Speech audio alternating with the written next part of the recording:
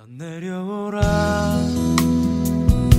그 나무 아래로 인생의 마음 그를 지으시니 앞으로 오래 외로웠던 너의 지난 삶에서 나와 넌 내려오라 넌 내려오라 내게로 오라. 오늘 함께 나눌 말씀 누가복음 11장 29절부터 36절까지 말씀을 교독하도록 합니다. 무리가 모였을 때 예수께서 말씀하시되 이 세대는 악한 세대라. 표적을 구하되 요나의 표적밖에는 보일 표적이 없나니 요나가 니느웨 사람들에게 표적이 됨과 같이 인자도 이 세대에 그러하리라. 심판 때에 남방 여왕이 일어나 이 세대 사람을 정죄하리니 이는 그가 솔로몬의 지혜로운 말을 들으려고 땅 끝에서 왔음이거니와 솔로몬보다 더 큰 이가 여기 있으며 심판대에 니느웨 사람들이 일어나 이 세대의 사람을 정죄하리니 이는 그들이 요나의 전도를 듣고 회개하였음이거니와 요나보다 더 큰 이가 여기 있느니라. 누구든지 등불을 켜서 속이나 말 아래에 두지 아니하고 등경 위에 두나니 이는 들어가는 자로 그 빛을 보게 하려 함이라. 내 몸의 등불은 눈이라. 내 눈이 성하면 온몸이 밝을 것이요 만일 나쁘면 내 몸도 어두우리라. 그러므로 내 속에 있는 빛이 어둡지 아니한가 보라. 내 온몸이 밝아 조금도 어두운 데가 없으면 등불의 빛이 너를 비출 때와 같이 온전히 밝으리라 하시니라. 아멘. 오늘 누가복음 11장 29절로 36절을 본문으로 밝은 빛 속에 더듬고 사는 이들을 위해라는 제목으로 함께 말씀을 나눕니다. 밝은 빛 속에 더듬고 사는 이들을 위해. 불신자들을 우리가 만나서 또 혹은 여러분 가족 중에도 믿지 않는 가족을 만나서 이야기를 나눈다 보면은 믿지 않는 이유를 이런저런 이유를 이렇게 말을 합니다. 핑계를 댑니다. 어떤 사람은 교회는 과학적이지 않다. 성경은 비과학적이다. 또 어떤 사람들은 교회가 문제다. 성도들이 문제다. 믿는 사람 문제다. 무엇보다 목회자가 문제다. 또 어떤 사람들은 기적을 보면 내가 믿겠다. 이런저런 이유를 댑니다. 그런데 여러분, 과연 그런 이야기를 하는 우리 영혼들이 모든 것이 충족되면 믿음의 생활을 할 수 있겠는가라는 질문을 던진다면 저는 아니다라고 생각을 합니다. 본질적인 문제는 그들에게 기적이 필요한 것도 아니고 표적이 필요한 것도 아니고 마음의 문제라는 것입니다. 빛이 부족한 게 아니라 빛을 보지 않으려고 눈을 감고 있는 것, 그것이 문제의 본질이라는 것이 오늘 본문이 우리에게 말씀하려는 핵심 주제가 되겠습니다. 이미 예수님께서 많은 병자를 치유하셨고 또 죽은 자도 살아났고 오늘 본문 앞에는 이 문제의 발단은 뭐죠? 말 못하게 하는 귀신을 쫓으신 사건입니다. 그들에게 표적이 부족했던 것이 결코 아닙니다.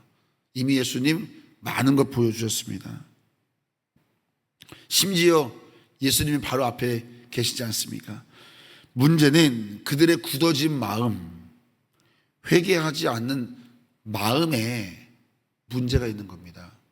그들의 마음에는 예수님을 알고자 하는 마음이 없었습니다. 예수님을 오늘 비난하고 있는 자들, 바알세불의 힘을 힘입었다, 더 큰 표적을 하늘로부터 보여봐라 라고 하는 이들의 마음 속에는 예수님을 더 알고자 하는 순수한 마음이 아니라 이들의 마음에는 예수님에게 빼앗긴 민중들의 관심, 그것이 이들의 유일한 관심이었습니다. 그저 인기와 다시금 빼앗긴 그 권위를 다시 찾아오고 싶은 그 마음, 그러니까 아무리 큰 표적을 보여줘도 믿는 것이 아니라 마음이 더 강팍해지는 겁니다. 마음이 더 고집스러워지는 겁니다. 믿으려는 마음 자체가 없고 뺏으려는 마음밖에 없기 때문입니다. 자, 오늘도 마찬가지인 거죠. 오늘도 여러분, 문제는 마음에 있습니다. 왜 우리 자녀가 왜 내 아내가, 왜 내 남편이, 왜 내 형제가 믿지 않을까? 문제는 마음이 있습니다. 내 삶의 기득권을 내려놓지 않으려고 하는, 마치 당시 종교 지도자들이 민중들의 관심과 인기를 빼앗으려는 그 마음처럼 여전히 내 삶의 기득권을 내려놓지 않으려는 그 마음이 여전히 내 안에 있으면 아무리 많은 말씀을 듣고 가까이 있는 배우자가 말씀을 전해도 또 수많은 기적을 본다 하여도 끝까지 믿지 않을 이유가 되는 것입니다. 그래서 오늘 예수님께서 본문에서 이런 비유를 드시는 겁니다. 자, 여러분 29절 말씀, 우리 중간부터 29절 말씀 같이 한번 읽어보겠습니다. 29절입니다. 무리가 모였을 때에 예수께서 말씀하시되 이 세대는 악한 세대라. 표적을 구하되 요나의 표적밖에는 보일 표적이 없나니. 요나가 물고기 속에 들어가서 사흘 만에 나와서 니느웨의 회개 메시지를 전했던 것처럼 예수님께서 말씀하는 겁니다. 이제 너에게 보일 표적이, 최종적 표적이 이것밖에 없다. 무덤 속에서 죽었다가 사흘 만에 부활하셔서 온 세상의 회개와 구원의 복음을 선포하시는 그 십자가와 부활의 사건, 이것이 이제 인류에게 주시는 완전한 최종적 표적이 될 것이다. 이것을 말씀하는 겁니다. 그런데 여전히 여러분, 세상은 오늘도 그 십자가의 죽음과 부활의 최종적 완전한 표적을 오늘도 미련하다고 조롱하고 있는 것입니다. 자, 여러분 31절도 한번 읽어보시지요. 31절입니다. 심판때에 남방 여호왕이 일어나 이 세대 사람을 정죄하리니 이는 그가 솔로몬의 지혜로운 말을 들으려고 땅끝에서 왔음이거니와 솔로몬보다 더 큰 이가 여기 있으며. 자, 여러분 심판때에 남방 여호왕 스바 여호왕이 너희들을 정죄할 것이다, 이런 말을 하는 이유는 뭡니까? 이 스바 여호왕이 예전에 솔로몬의 지혜를 들으려고 무려 당시 2400km를 여행해서 예루살렘에 왔는데, 지금 솔로몬보다 더 큰 이가 너희에게 말씀하고 있는데 너희가 듣지 아니하니 장차 스바 여호왕이 너희를 정죄할 것이다. 그리고 이어서 요나를 얘기합니다. 그 악했던 아수르의 수도 니느웨 사람들도 그 요나 선지자의 메시지를 듣고 회개했는데, 하물며 그 요나 선지자와 비교할 수 없는 이가 지금 너희 앞에서 말씀을 전하고 있는데 너희가 회개하지 아니하니 장차 이 니느웨 사람들이 너희를 정죄할 것이다, 이 말씀을 하고 있는 겁니다. 십자가와 부활을 받아들이면 생명을 얻겠지만은 그 십자가와 부활의 표적을 믿지 않은 자는 더 이상 이제 피할 길이 없다라고 하는 것을 이 두 사람을 들어서 비유하시는 겁니다. 그 스바 여호왕의 그 겸손함, 그 니느웨 사람들의 그 겸손함, 하물며 그 솔로몬보다, 하물며 요나 선지자와 비교할 수 없는 그 예수 그리스도의 십자가의 죽으심과 구원의 그 최종적 그 표적을 받아들이면 구원을 얻겠지만 그것마저 받아들이지 않는다면 너희에게 어떤 정죄가 있겠느냐. 그 십자가의 죽음과 부활을 끝까지 믿지 않는다면 그들에게 임한 진노와 정죄가 어떻겠느냐. 오늘 말씀 무서운 경고장을 받는 것입니다. 자, 여러분 33절은 그래서 이런 말씀을 하죠. 같이 읽어봅니다. 누구든지 등불을 켜서 속에나 말 아래에 두지 아니하고 등경 위에 두나니 이는 들어가는 자로 그 빛을 보게 하려 함이라. 등불의 목적은 방을 환하게 하고 길을 안내하는 것입니다.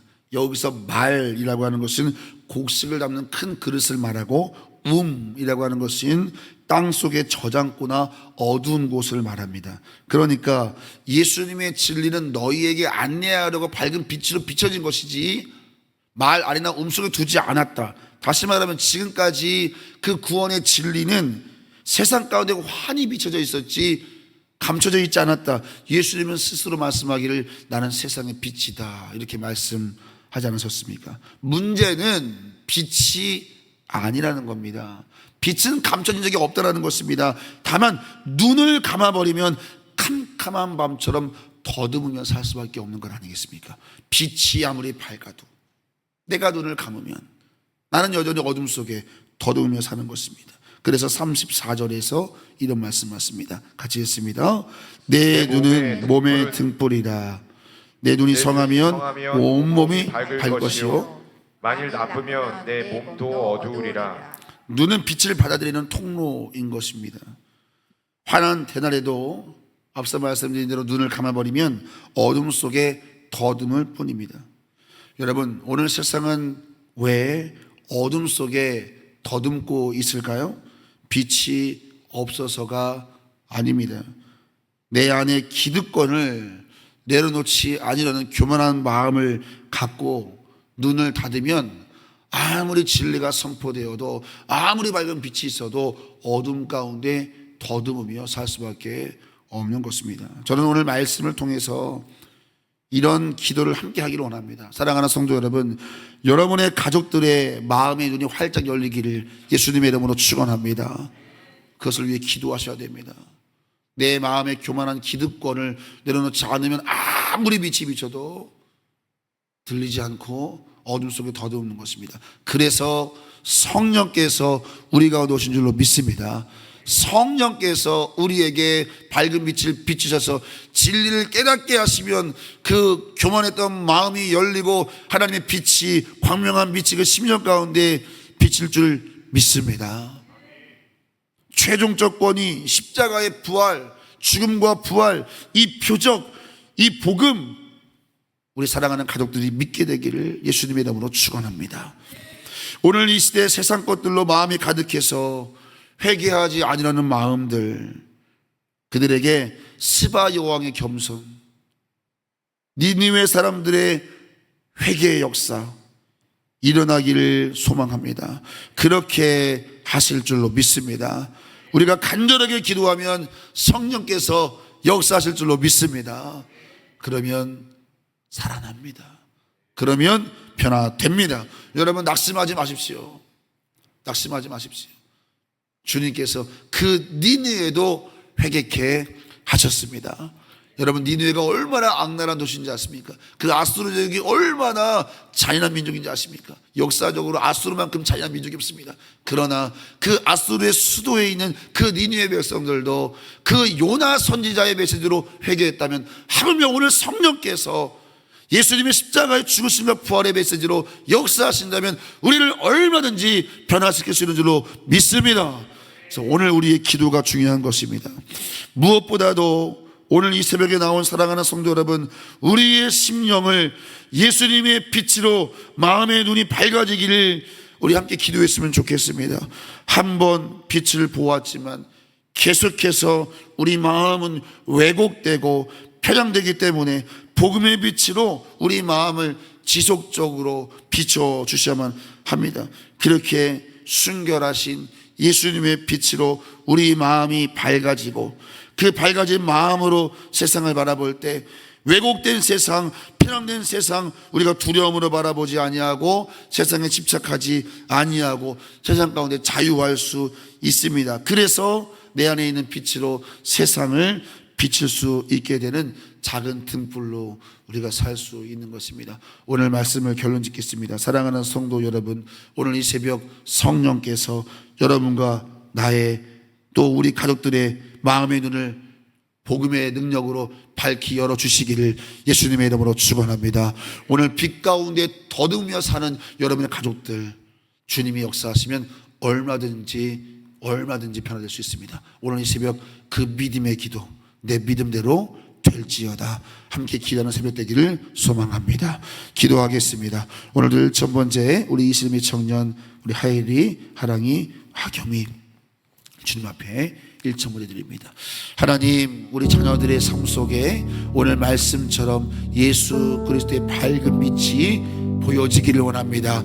이곳에 모인 우리 성도들의 가족들마다, 자녀들마다 마음의 눈을 열어주셔서 주님 예수의 밝은 빛을 보게 하여 주시옵소서. 아버지 하나님, 우리 사랑하는 가족들 살아야 합니다. 편안해야 합니다. 밝은 빛 속에도 더듬으며 살아가는 인생들, 하나님 본다 하지만 아무것도 보지 못하는 인생들, 주님 그 마음의 견고한 자를 이렇게 드리는 것은 오직 성령과 진리의 주님인 진리로 믿사오니 주님께서 그 복음의 능력을 성령의 역사로 말미암아 깨닫게 하셔서 우리 사랑하는 가족들의 마음의 눈을 열어 주시옵소서. 주님 복음의 빛을 비치셔서 우리 가정의 생명의 역사가 일어나게 하여 주시옵소서. 감사하며 예수님의 이름으로 축복하며 기도하옵나이다. 아멘. 하늘에 계신